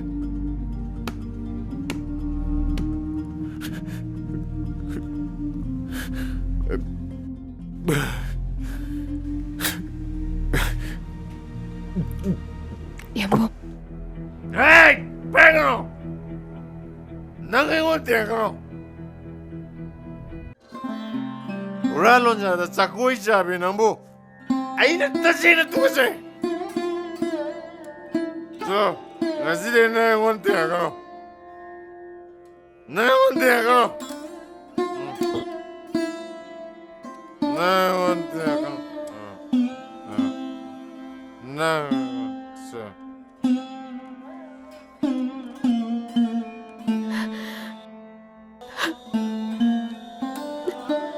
사비요.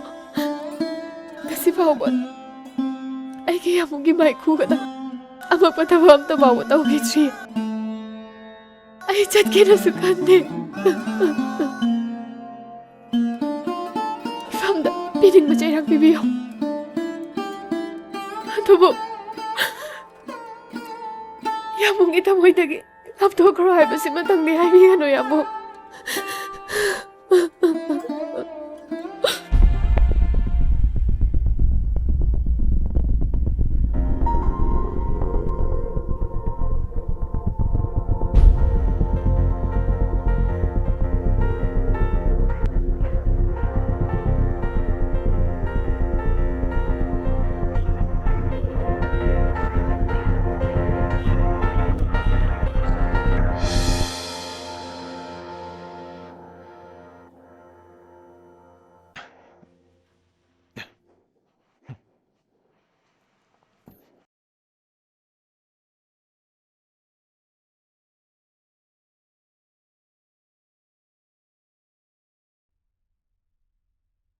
ꯏꯕꯨꯡꯉꯣ ꯃꯇꯝꯁꯤ ꯊꯦꯡꯈ꯭ꯔꯦ ꯂꯥꯛꯑꯣ ꯌꯨꯝꯗ ꯆꯠꯁꯤ ꯂꯥꯛꯑꯣ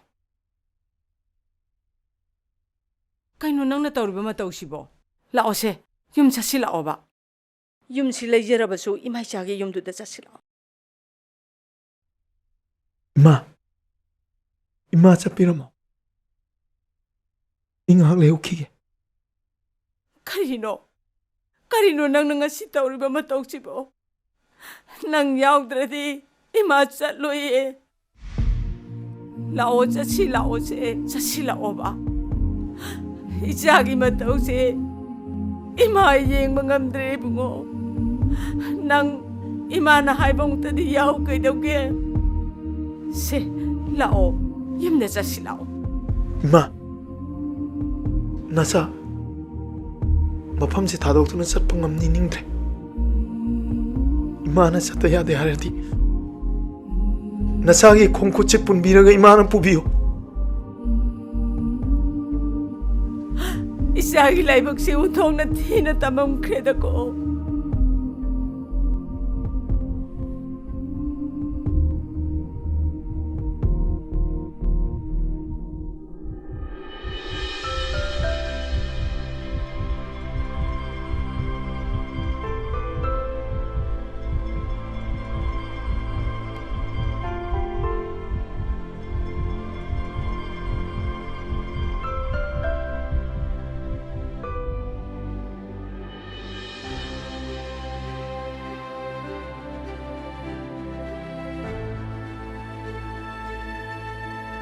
Ma, tampalay. Ma iginatalay ma. Ma.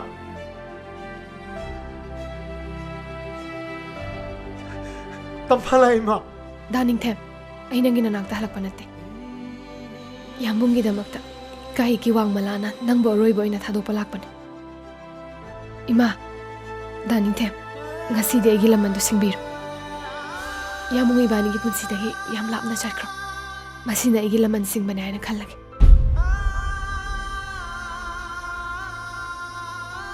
Ngasi fawda. Nang naibada, nang gidaning team na yadaw karam kanda yaukrage. Pare. Ay nang ipunsidagi. Tahap na sakrage. Ay amuhan na nang inafam na sakularage. Malemgi khongchat sina ut loi na ola Tampa. Ay nungsiba sumpo pukidaba. Yambong nungsiba da lukraba tamoyse. Ay gipun sige hawkarba khongpamdo. Amuhan na ningsingba pamdre. Malemgi khongchat sina ut loi na ola fa. Kaina bayaroi nangi aigi nungsiba sidi Thawaiga hakchanga kaina bayada bagu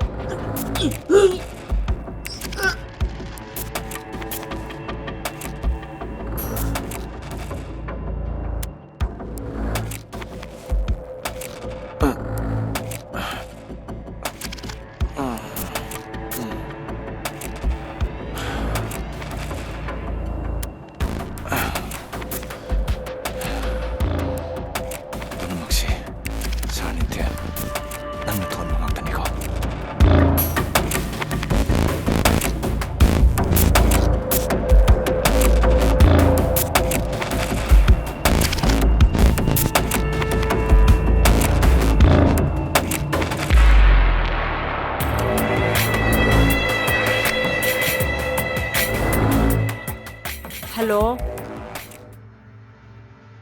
Saning team to pan bibiagadra. Ibung mo bukan ano? Ay malin ni. Saning team go office amta da tapak tam. Sarga warrior rugum ta sana kita. Noi sardi sok na hospital da leirene. Ado ibungo. Ngasi tanja phanging ai sidane. Ima wa khara haigi. Tamphase ima nane.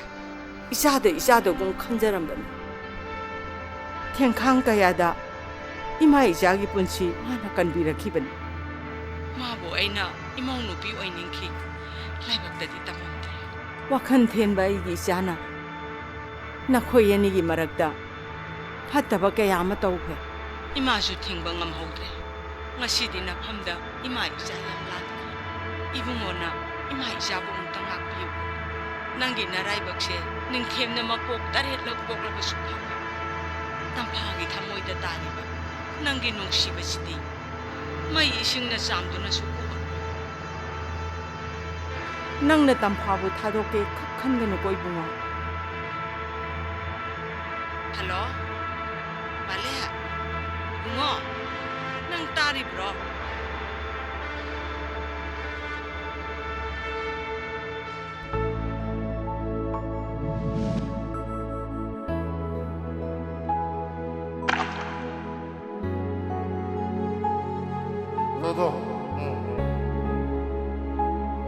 Aina parkan odi na.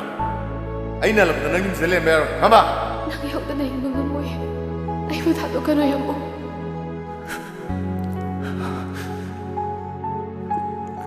Yamong gikundo pa rin na. Ay igagsam si dalay tingoy kimanamit to dagi. Ano magmamisang ka.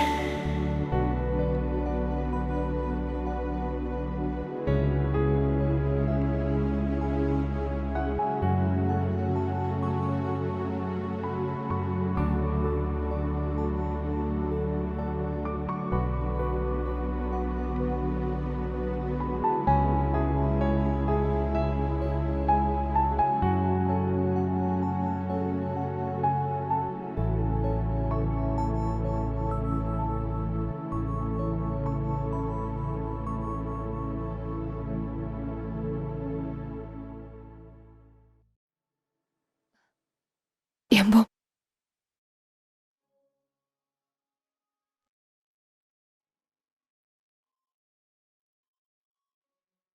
ꯈꯪꯉꯦ ꯍꯧꯖꯤꯛꯇꯤ ꯑꯩ ꯂꯣꯏꯅ ꯈꯪꯉꯦ ꯑꯩꯒꯤ ꯄꯨꯟꯁꯤꯗ ꯅꯨꯡꯁꯤꯕ ꯀꯔꯤꯅꯣ ꯃꯁꯛ ꯈꯪꯈꯤꯗꯦ ꯅꯪꯒꯤ ꯅꯐꯝꯗꯒꯤ ꯅꯨꯡꯁꯤꯕ ꯃꯁꯛ ꯈꯪꯈꯤ ꯑꯗꯨꯕꯨ ꯃꯤꯒꯤ ꯃꯤꯋꯥ ꯑꯃꯗꯤ ꯅꯪꯒꯤ ꯁꯦꯡꯂꯕ ꯁꯥꯖꯠꯇ ꯆꯤꯡꯅꯔꯨꯕꯗꯒꯤ ꯉꯁꯤꯗꯤ ꯅꯪꯒꯤ ꯅꯐꯝꯗ ꯃꯥꯏꯊꯤꯔꯦ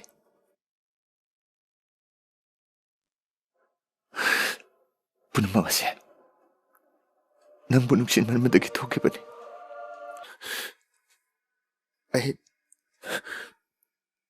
ꯑꯩ ꯅꯪꯒꯤ ꯅꯐꯝꯗ ꯌꯥꯝ ꯂꯥꯟꯈ꯭ꯔꯦ ꯇꯝꯄꯥ ꯑꯩꯕꯨ ꯑꯃꯨꯛꯇ ꯉꯥꯛꯄꯤꯌꯨ ꯌꯥꯝꯕꯣ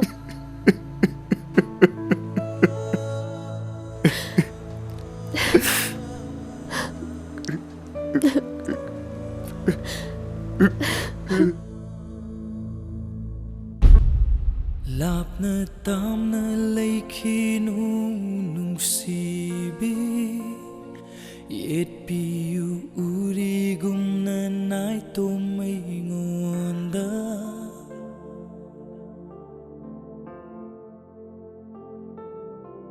ꯂꯥꯞꯅ ꯇꯥꯝꯅ ꯂꯩꯈꯤꯅꯨ ꯅꯨꯡꯁꯤꯕꯤ ꯌꯦꯠꯄꯤꯌꯨ ꯎꯔꯤꯒꯨꯝꯅ ꯅꯥꯏꯇꯣꯝ ꯑꯩꯉꯣꯟꯗ ꯅꯤꯡꯖꯕ ꯊꯨꯡꯖꯒꯦꯅꯦ ꯑꯩꯒꯤ ꯃꯄꯣꯛꯁꯦ ꯑꯣꯏꯕꯤꯌꯨ ꯅꯪꯅ ꯑꯩꯒꯤ